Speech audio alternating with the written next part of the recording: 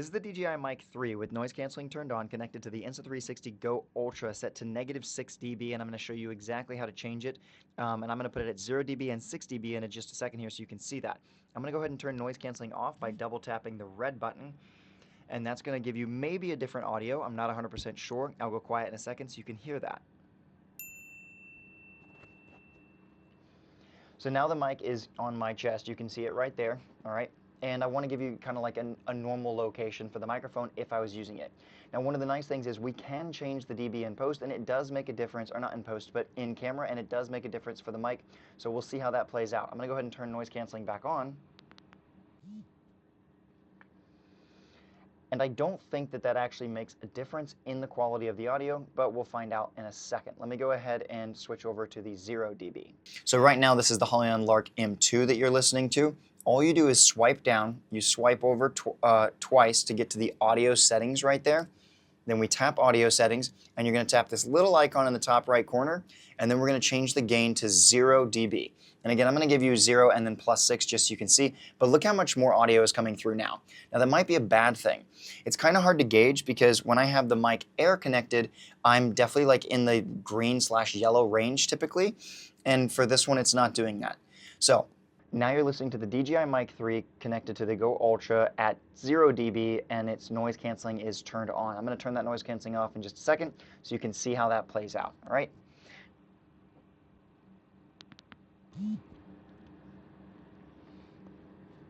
I really don't think that makes much of a difference in the audio, but maybe there is something there. And when you're considering the Insta360 Mic Air, you do get some nice features with it. You get the ability to control the camera from the microphone, which is nice with the button press sometimes. But you can use your voice activation to do that, and it works really well. I'll show you that in just a second. You also get like the noise canceling built into the camera, which is a little bit better than what I've seen get out of the Mic 3, so there is that. But you do miss out on like recording in the mic, which I'll show you in just a second, where I can press the red button here and I can start recording audio directly into the mic and then match that up and use that later if I want an even higher level of audio, which might be something that some people want when you're in this kind of scenario. And this also works with the X5, which I'll be showing later in a different video. I'm doing these comparisons with all of them right now, so people can kind of see that. So what we're going to do now is go ahead and hit you up with the +6 dB, just so you can see what that range would do for the audio, and then what it looks like in the camera as well. So this will be just +6. It does go up to +9, but we're not going to go that far. And look how much higher up it's going now, all right? And so this would be like you're just trying to figure out if you had the mic set like right here, then is this how high you would need it? So the audio that you are now listening to is from the Mic 3, all right, just to make sure that we're clear on that. And one thing that I don't love about the Insta360 mic is how you charge it. You have to use this little puck as opposed to like a nice little case. I do like the case that comes with these, but if you get the mic, the DJI Mic 3 by itself, then you're also getting like a little proprietary charging dock. And so I prefer this whole setup. I just think it's obviously really nice. It's also the most expensive, so there is that to consider. But you do get a lot of benefits with the Mic 3 for other camera work. So that's something that I think would be worth considering. Now, what I'm going to do really quickly is just turn the recording on the camera. So I'm going to do this by pressing the red button right here. Actually, first let me go ahead and turn the noise canceling on so that you can hear what it would sound like if we had noise canceling on with the higher decibels. And I think that actually did lower the audio. And you'll see how it's going 0 in between each of those. That's actually a good sign. If it's not doing that, then you might be having, you know, a little more feedback and stuff with the mic, and that's probably not good.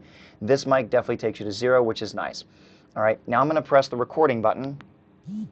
And so the Mic 3 is actually recording the audio built in straight to the mic at whatever settings I have it at. I don't remember exactly what they are, but I'm going to go ahead and overlay that audio in this video so that you can listen to the quality of the Mic 3 when it's straight in there. And so this could give you an idea of like you could be recording, and then if you wanted to, just hit that button and give yourself like a next level of audio quality and clarity, and you could run all the settings through here if you wanted to. If this doesn't sound great, you could always make that better later. So I wouldn't stress about that, but it is a nice option, all right?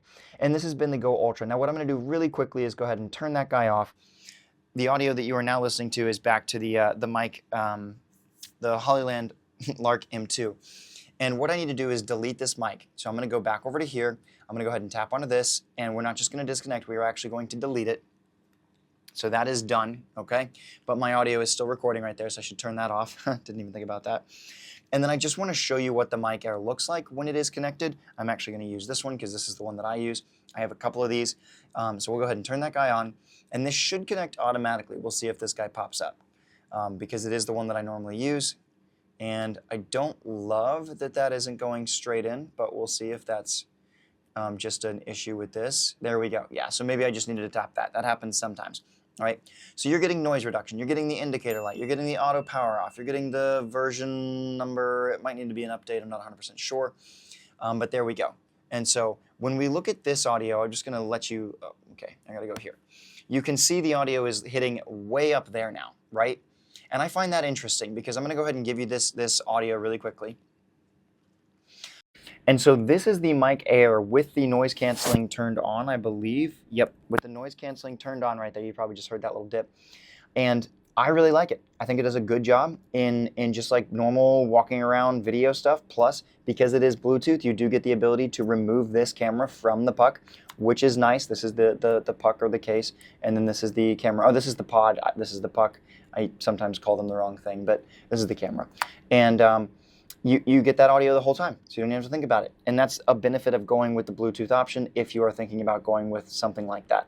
And we'll go ahead and turn that guy back over to the Wi-Fi pairing option. I really do like the Mic 3, and I think it is an exceptional mic.